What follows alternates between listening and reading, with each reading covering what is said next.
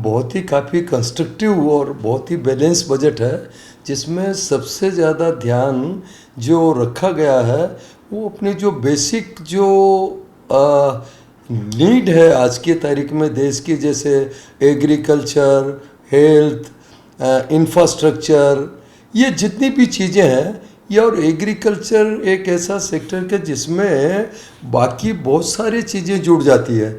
जैसे हेल्थ है तो हेल्थ आज की तारीख में जब से पहले भी अपना एक्सपोर्ट काफ़ी अच्छा था और यहाँ की जो पॉपुलेशन है उसके हिसाब से भी ये बहुत ज़्यादा ज़रूरी है।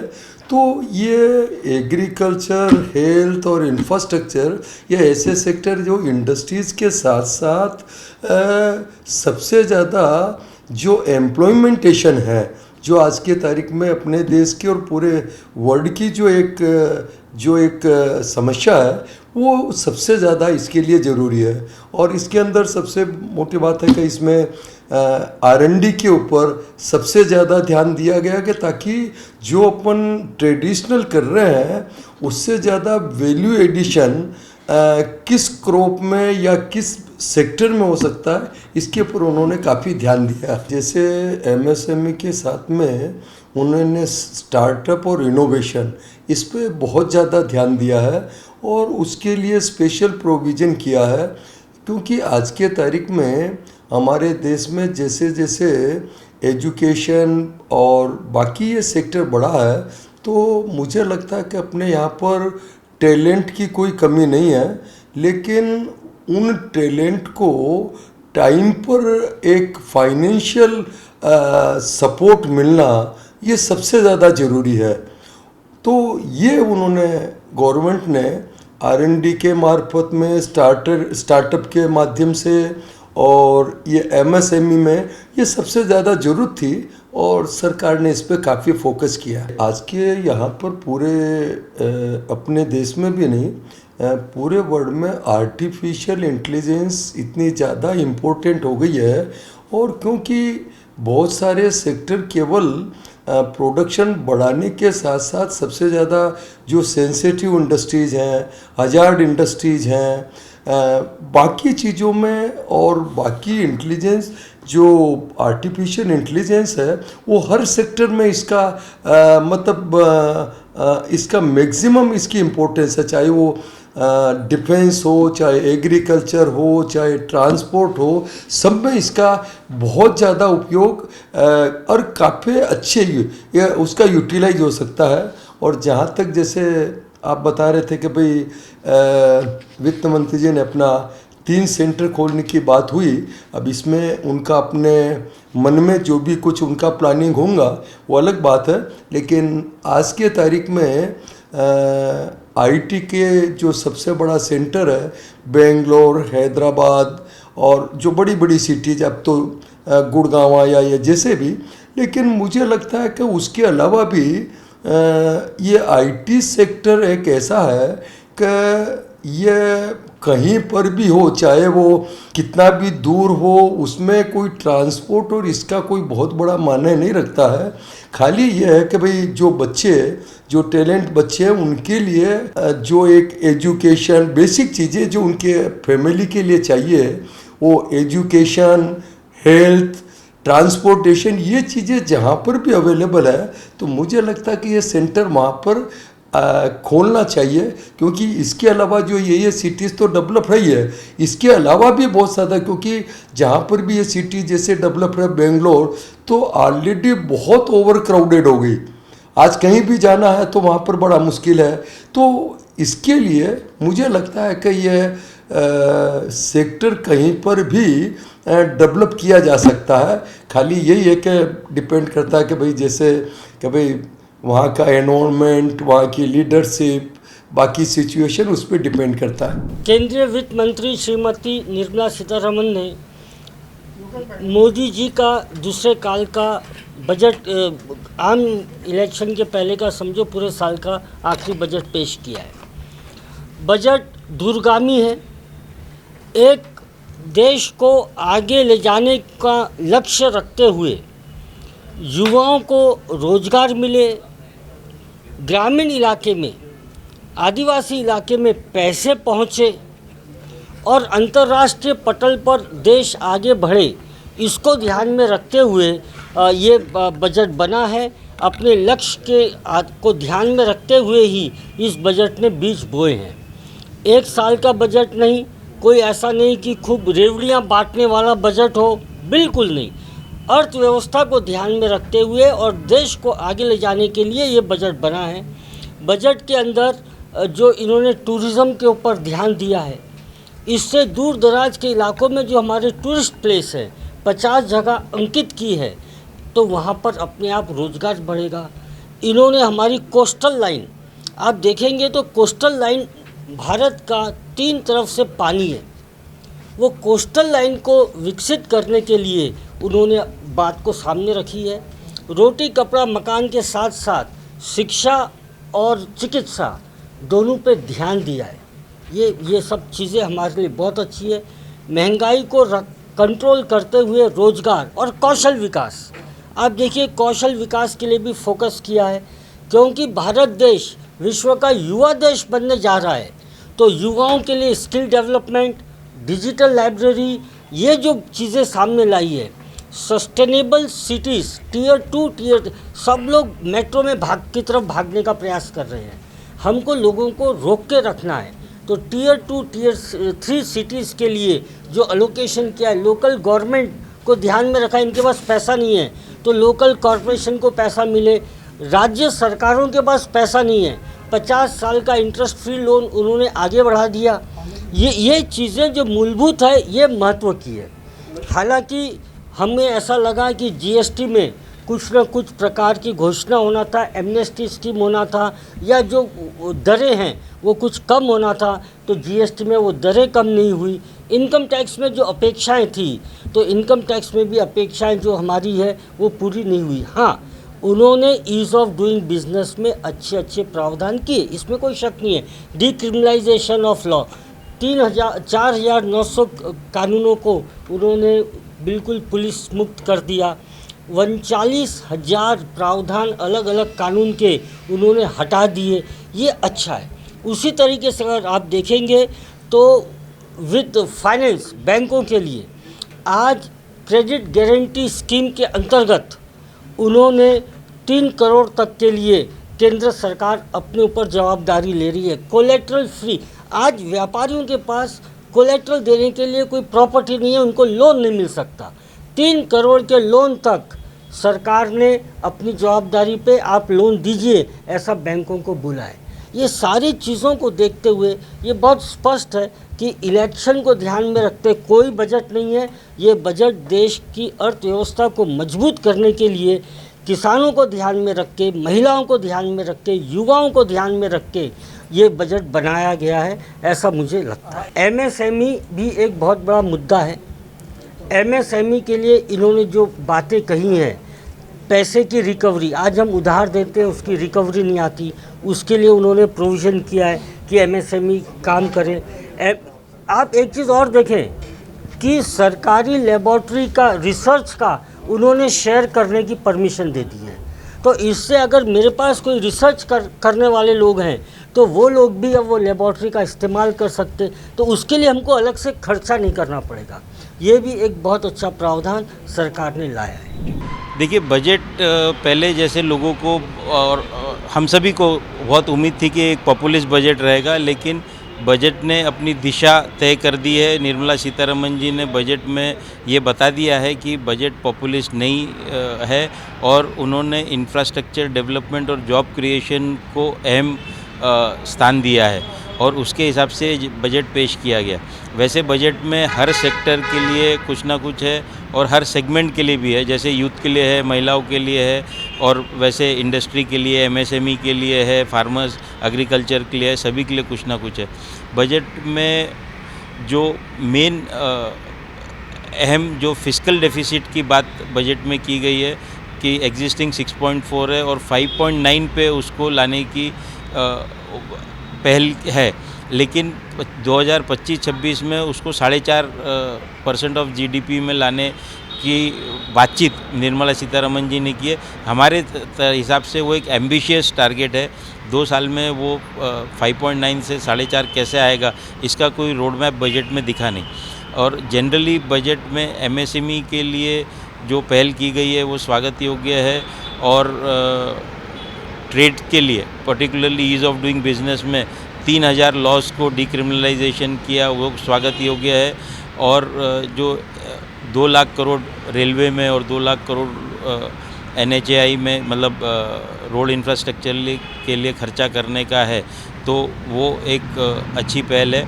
और फार्मर के लिए, एग्रीकल्चर के लिए फार्म लोन का जो टारगेट है, क्रेडिट टारगेट, उसको 20 लाख करोड़ किया गया है। एक फार्म एक्सेलरेटेड फंड जो बनाया गया है एग्रीकल्चर को बूस्ट देने के लिए, यूथ को उसमें मोटिवेट करने के लिए, एनकरेज करने के लिए कि वो फार्मिंग सेक्टर में इन्वॉल्व हो, तो वो एक अच्छी पहल है। बजट तो ओवरऑल जो अपेरेंटली दिखता है, बजट तो अच्छा ही दिख रहा है। कुछ चीज़ें रहती है जो बजट में घोषणा होती है, जब तक उसके नोटिफिकेशंस नहीं आते हैं, क्लैरिफिकेशन नहीं आते हैं, तो चीज़ें पूरी तरह से साफ़ नहीं होती है। जैसे भी आयकर में छूट की सीमा का बहुत ज़ोर से ऐलान हो रहा है कि 7 लाख रुपए की छूट की सीमा की गई है। जहाँ तक मेरे समझ में आ रहा है कि छूट की सीमा सिर्फ 50,000 रुपये से बढ़ाई गई है, जो पहले 2.5 लाख थी वो भी 3 लाख की गई है। और 7 लाख की छूट की सीमा का जहाँ तक सवाल है, वो ऐसा लगता है कि जो 7 लाख रुपए की जिसकी ग्रॉस इनकम सैलरीड या जो भी ग्रॉस इनकम 7 लाख की होगी, उसे किसी प्रकार का टैक्स नहीं भरना पड़ेगा। 7 लाख के ऊपर होने से वो टैक्स स्लैब में आएगा, ऐसा मेरा मानना है। इसके अलावा अभी एक जो अच्छी बात मुझे समझ में आई है, जो सोने और चांदी की कीमत बढ़ी, ऐसा न्यूज़ चैनल्स प्रोपेगेंडा कर रहे हैं कि सोने चांदी की कीमत बढ़ी, पर मेरे ख्याल से सोने चांदी की कीमत नहीं बढ़ाई है सरकार ने। सरकार ने सोने और चांदी के फिनिश प्रोडक्ट, चाहे वो बर्तन हो या आर्टिफैक्ट्स हो, चाहे ज्वेलरी हो, जो इम्पोर्ट होता है, इम्पोर्ट के ऊपर इम्पोर्ट ड्यूटी बढ़ाई है, कस्टम ड्यूटी बढ़ाई है, जिससे ऐसा लगता है कि जो इम्पोर्टेड आपके ज्वेलरी वगैरह या जो भी सोने चांदी के आभूषण वगैरह या और जो भी सामान है घरेलू उपयोग के, वो जो इम्पोर्ट होंगे उसकी कीमत बढ़ेगी और वो विदेशी सामान महंगा होगा। इससे हमारे लोकल जो आपके या जो उत्पादक है, कारीगर है, इनको इस क्षेत्र में कुछ बढ़ावा मिलेगा एंड रोजगार की संभावना बेटर होगी। लोकल जो प्रोडक्ट रहेगा उसकी कीमतें कुछ इम्पोर्टेड माल के कंपैरिजन में सस्ती पड़ेगी। बड़ा कॉम्प्रिहेंसिव या संपूर्ण जिसको अपन बोलते हैं ऐसा बजट है जिसमें बहुत ज़्यादा टैक्सेशन डायरेक्ट इनडायरेक्ट के साथ छेड़छाड़ नहीं की, clear cut benefits pass on किए हैं, जिसमें आपको और हमको समझने में बड़ा इजी है। कोई नए सेक्शंस डाल के यहाँ घटाया वहाँ बढ़ाया, वो सब कुछ भी नहीं है।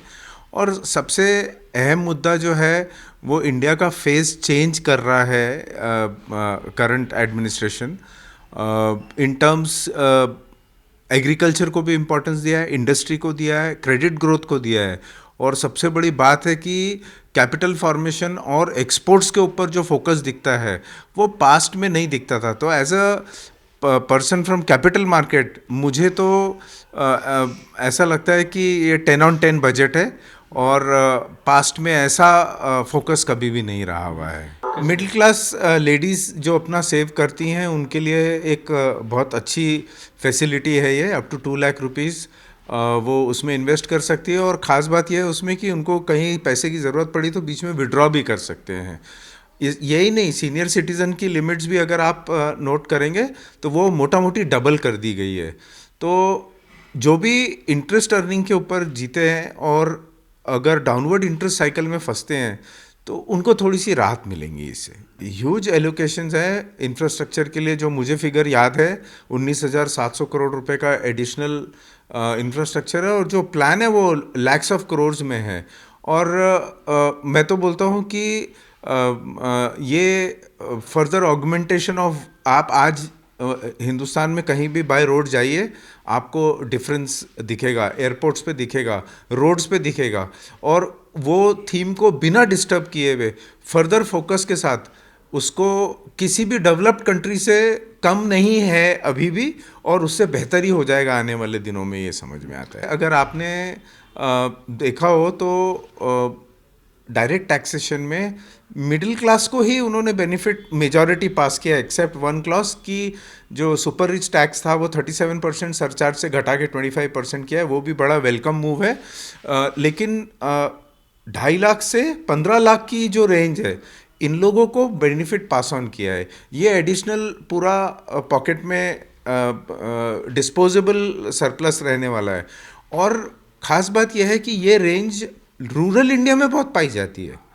तो रूरल इंडिया में जो एडिशनल पॉकेट में सरप्लस रहेगा, ये ग्रोथ को बहुत फ्यूल करेगा, क्योंकि ये सारा पैसा एक्सपेंडिचर होके इकोनॉमी में रूट होगा। तो हमको ऐसा लगता है कि सिर्फ अर्बन फोकस नहीं है, पूरी कंट्री पे फोकस है, और इससे capital formation, saving habits plus economic growth सब फ्यूल होगी। जी, बजट से हमारी बहुत सारी उम्मीदें थी इस साल, क्योंकि इलेक्शन के पहले का बजट था, तो हमें लग रहा था कि इलेक्शन की वजह से अगर जनता में ज़्यादा वेलफेयर के मेजर्स आ जाते हैं तो बहुत खुशी होगी। लेकिन ऐसा कुछ नहीं था जो इंडस्ट्री के पर्सपेक्टिव से या फिर रीजनल डेवलपमेंट के पर्सपेक्टिव से या लघु उद्योग या छोटे काम के पर्सपेक्टिव से हमें मिले, ऐसा कुछ भी नहीं हुआ बजट में। तो मैं तो काफ़ी हद तक डिसअपॉइंटेड हुआ हूँ इस बजट से। इस बजट में हमें उम्मीद थी, क्योंकि जो इनफॉर्मल इकोनॉमी है, इनविजिबल इकोनॉमी, जो नॉन कॉरपोरेट सेक्टर है, जिससे हमारे देश में 30% एम्प्लॉयमेंट आती है, 30% से भी ज़्यादा, और उसका कंट्रीब्यूशन जीडीपी में बहुत बड़ा है, तो वो धीरे धीरे ख़त्म हो गई है। पैंडेमिक के दौरान ख़त्म हो गई है। उनमें से कई लोग तो वापस ज़िंदा ही नहीं हो पाए, कई काम धंधे बंद हो गए जो कि दोबारा खुले ही नहीं। छोटी दुकानें, स्कूटर रिपेयर, मैकेनिक वगैरह, उनकी लेबर घर चले गई तो वापस ही नहीं आई मुड़ के। तो उस इकोनॉमी को रिवाइव जब तक हम नहीं करेंगे, तब तक हमारे जो फल हैं इसके, जो डेवलपमेंट के, वो लोगों तक नहीं पहुंचेंगे। तो कॉर्पोरेट ग्रोथ अगर 7% पे आती, जीडीपी ग्रोथ 7% कॉर्पोरेट ग्रोथ की वजह से अगर आती है, या सर्विस सेक्टर की वजह से आती है, उसका फायदा लार्जर कॉर्पोरेट्स को मिलता है, बड़े बिजनेस को मिलता है। उसका फायदा जनरल इकोनॉमी को नहीं मिलता, आम आदमी तक नहीं पहुंचता उसका फायदा। तो हमें बहुत उम्मीद थी कि छोटे बिजनेस और जो सफ़र हो रहे हैं, जो नुकसान कर बैठे हैं पैंडेमिक में, जिनको वापस ज़िंदा करना ज़रूरी है, उनके लिए काम किया जाएगा। उनके लिए कुछ भी प्रोवाइड नहीं किया गया है। तो बहुत बड़ा डिसअपॉइंटमेंट है। हमारी ग्रोथ शायद आ जाएगी, लेकिन उस ग्रोथ का परिणाम, उसका जो फल मिलना चाहिए, वो जिसको मिलना चाहिए उसे नहीं मिलेगा। और जो अमीर और गरीब की जो खाई बढ़ते चले जा रही है, ये बजट उस डायरेक्शन में एक और स्टेप नज़र आ रहा है मुझे। तो उस खाई को पाटने के लिए ज़रूरी था कि हम उस सेगमेंट के लिए कुछ काम करते, जो नहीं किया गया। ऐसा कुछ भी मेजर अनाउंसमेंट तो कहीं पे भी नहीं रहा इस बजट में कि बहुत अनाउंसमेंट हो जिससे इंडस्ट्रियल ग्रोथ बढ़ जाए, डेवलपमेंट आए, कोई नए इन्वेस्टमेंट मोटिवेट होके कर पाए या कुछ डेवलपमेंट हो पाए, ऐसा कुछ नहीं रहा। मोर पर्टिकुलरली विदर्भा के लिए भी कोई भी इंडस्ट्री ऐसी नहीं है जो बहुत ज़्यादा इससे बेनिफिट होंगे। इसके पहले के बजट में देखा जाए तो कोई सेक्टरल बेनिफिट जरूर थे, कभी डिफेंस के लिए रहा, कभी कॉटन के लिए रहा, कभी टेक्सटाइल इंडस्ट्रीज़ के लिए रहा। ऐसा कोई भी अनाउंसमेंट इस बार बजट में बिल्कुल भी नहीं थी। तो ऐसे नहीं लगता कोई पर्टिकुलर इंडस्ट्री बेनिफिट होगा।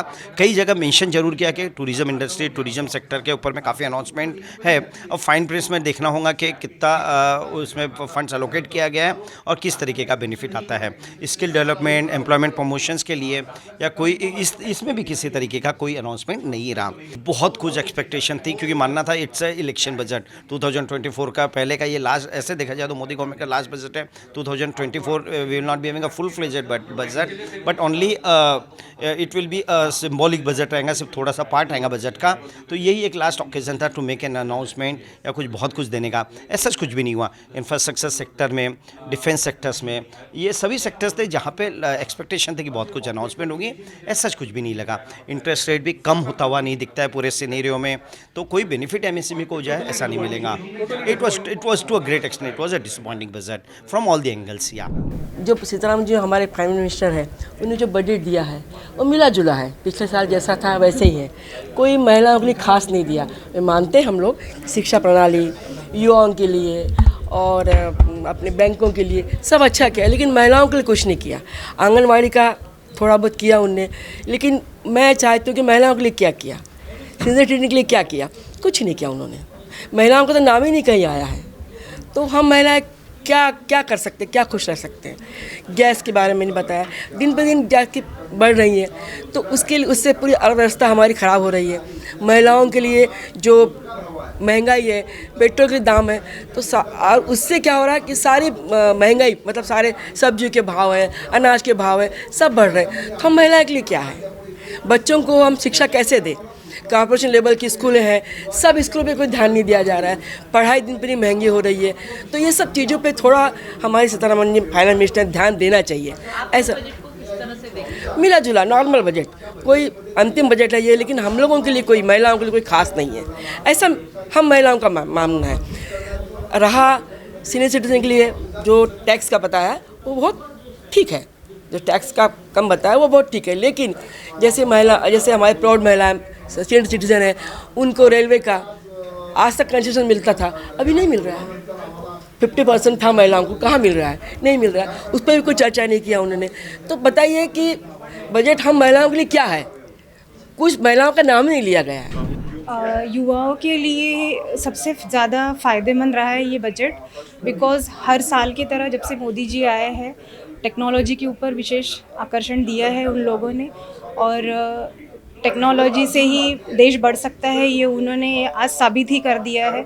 बाकी उन्होंने निचले स्तर पे उन्होंने सोचा ही नहीं है कि बेसिक नीड्स और बेसिक प्रॉब्लम क्या है। जैसे हमारी अध्यक्ष साहिबा ने बताया कि पेट्रोल की दरें, एलपीजी की दरें, जो छोटी छोटी वस्तुओं के लिए आज छोटे लोग, जैसे छोटा ऑटो रिक्शे वाला है उसके लिए कौन सोचता है, आज बड़े इंडस्ट्रीज़ वालों के लिए सोचा जा रहा है, बड़े टेक्नोलॉजीज़ के लिए। अब किसान को भी लेके उन्होंने बहुत सारी यहाँ पे सुविधाएं दी है, बट किसान कितना एजुकेटेड है, क्या वो ये टेक्नोलॉजीज़ यूज़ करेगा, उसको पहले क्लासेस लगानी पड़ेगी, ये करनी पड़ेगी, अवेयर हो सकता है वो।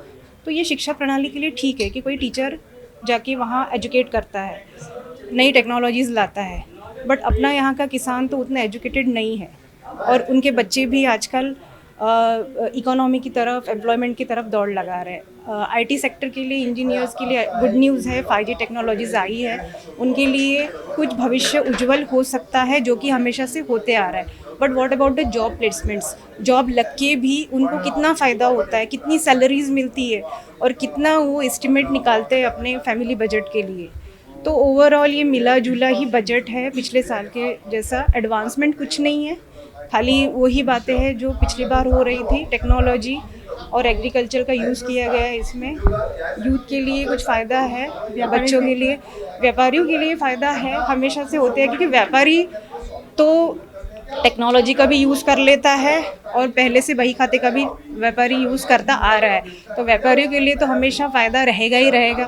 वो तो अपना एक पूरा रिस्पॉन्स लेके चलता ही है समाज के प्रति। महिला के नाते मैं सेटिस्फाइड हूँ या नहीं हूँ, बिकॉज़ एक इंसान तो अपनी आर्थिक स्थिति बदल नहीं सकता है। एक मैं महिला हूँ, मैं घर चलाती हूँ, और मेरे जैसी कई महिलाएं हैं।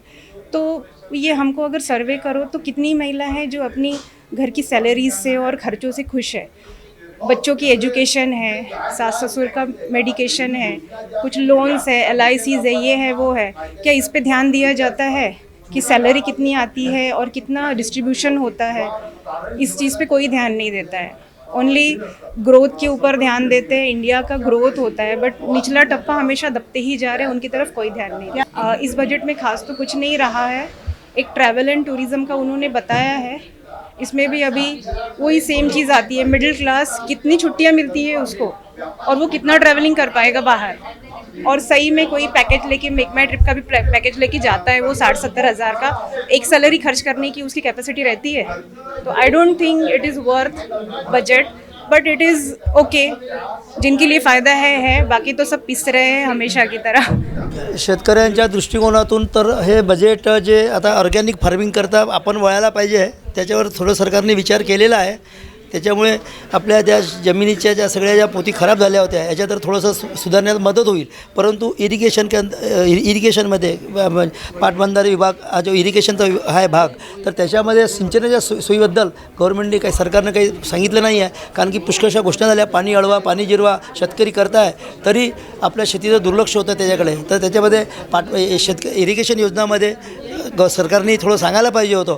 आणि दुसरं एक जे लॉजिस्टिक आहे की जे हरितगृह आहे किंवा लॉजिस्टिक मध्ये जे गोडाऊन्स आहे त्याच्यामध्ये खूप मोठा हा मुद्दा आहे की शेतकऱ्यांचा माल ठेवण्याकरता आजही पुष्कळसा प्रॉब्लेम आहे. कारण की मार्केटमध्ये माल आणतो शेतकरी, पाऊस येतो, ते खराब होतो, तर त्याच्यामध्ये त्यांना स्टोरेज करण्याकरता लॉजिस्टिकची व्यवस्था त्याच्यामध्ये प्रावधान करून त्याला बँकेकडून कर्जाकडून ग्रामीण क्षेत्रामध्ये लॉजिस्टिक गोडाऊन तयार झाले तर शेतकऱ्यांचा त्याचा खूप फायदा झाला असता असं मला तरी वाटते. आणि दुसरं म्हणजे आता याच्यामध्ये कोस्टल फार्मिंग करता थोडंसं एक चांगलं दिलं आहे की आता नवीन प्रकारचे त्याच्यामध्ये काय आपल्या भारतातून फिशचं एक्सपोर्ट होते आहे, तर त्याच्यामध्ये एक सरकारने कोस्टल फार्मिंगला एक बढावा दिलेला आहे.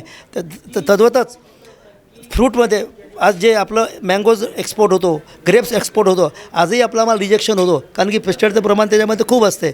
तर त्याच्यामध्ये ह्या जे क्वालिटी आहे, क्वालिटीला किपिंग क्वालिटी कशी असावी किंवा कसं त्या शेतकऱ्यांना अवेअरनेस द्यायचं, हे थोडंसं काम एक शासनाच्या माध्यमातून सुद्धा व्हायला पाहिजे जेणेकरून आपलं एक्सपोर्ट ह्या फ्रूट्समध्ये व्हेजिटेबलमध्ये झालं तर शेतकऱ्याचा अजून त्याच्यामध्ये दोन पैसे फायदाच होईल असं मला वाटते. आणि तद्वतच जे एक व्यापारी करता तर थोडं बरंच आहे कारण की आज कर्जा लेना बोला तो पुरी चप्पल घिस जाती.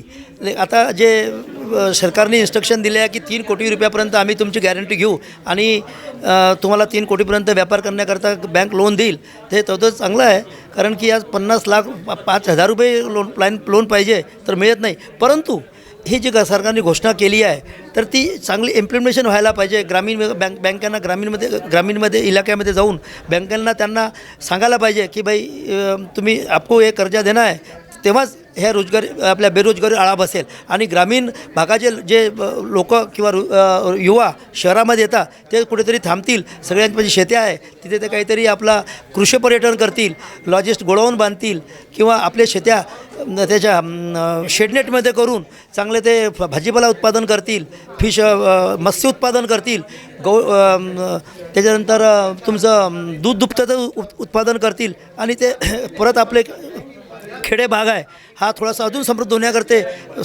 होण्याकरता याचा लाभ होईल. परंतु हे केव्हा की परंतु जे 3 कोटी रुपयापर्यंत जे शासनाने घोषणा केली आहे बजेटमध्ये ते त्यांना त्या योजना त्या व्याजाचा कर्जाचा फायदा झाला पाहिजे, बँकांनी दिलं पाहिजे. हे होत नाही असं मला पाहण्यात येतं माझ्या. देखिए मेरे हिसाब से एक एवरेज बजट इसलिए कहूँगा कि जो व्यापारी लोगों को जो हमारे को आज जो है उम्मीदें थी, उस उम्मीद पे इतना जो चाहिए था कि कहीं ना कहीं तो हमको ऐसा लगा था कि हमको बेनिफिट होगा कोविड का भी बारे में और हर मामले में, लेकिन वो कहीं से इसलिए नहीं दिखा क्योंकि जीएसटी में हम लोग चाह रहे थे कि यहाँ के स्लैब में कुछ चीज़ें कमी हो, कि इसमें जो टैक्स जो है अगर इसमें कम होता तो ज़्यादा से ज़्यादा लोग और भी इसमें जुड़ते और उनको ज़्यादा से ज़्यादा अपने गवर्नमेंट को उसका रेवेन्यू मिलता. इसी प्रकार जो है कि भाई आपने जो है कि टैक्स में अपने इनकम टैक्स में जो है कि हमको जो है 3 लाख रुपए तक की जो है वो रिलीफ दी. सिर्फ 50,000 रुपये से रिलीफ से आज कितनी महंगाई है आप जानते हो. अगर चाहिए रिलीफ कम से कम 5 लाख रुपये होती, कुछ नहीं तो 4 लाख रुपए तक भी कर देती गवर्नमेंट. तो उसमें भी हम चाहते थे कि भैया आम पब्लिक को कुछ उसका फ़ायदा होता. रही बात 5 लाख से लेकर जो 7 लाख तक के जो उन्होंने कर दिया है 2 लाख रुपए का जो फ़र्क करके कि वहाँ तक कुछ जो है इनकम टैक्स नहीं लगेगा. मेरा कहना ये है कि ये सिर्फ जो है आज महंगाई कितनी बढ़ चुकी है, अगर इसको थोड़ा सा बढ़ा के कुछ नहीं तो कम से कम 10 लाख रुपए करते तो ये बहुत बड़ी बात थी और यानी एक आम पब्लिक को भी इसका फ़ायदा होता और महंगाई जो इस टाइप से बढ़ चुकी है उसमें भी कुछ कंट्रोल आता है. ये मेरी एक सोच थी.